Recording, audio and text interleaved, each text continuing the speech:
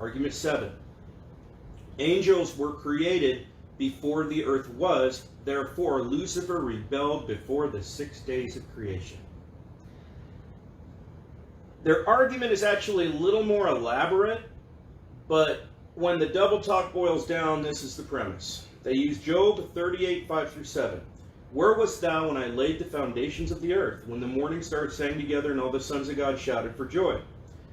Morning stars in the Bible are referenced to angels. This verse is in complete accord with the Lord making the heaven first. There is no contradiction between this verse and Genesis. Just because angels were created before man does not mean that Lucifer rebelled before man was created.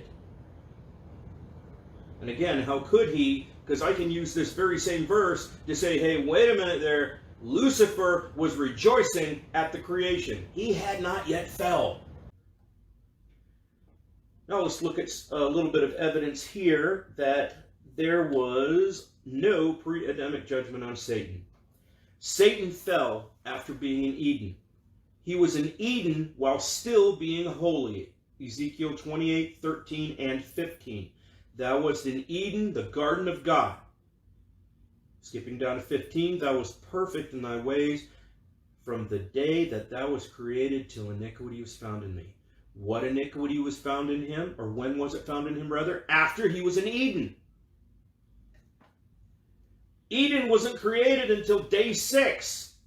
Genesis 1, 26 and 27 talks about the creation of man and the creation of Eden.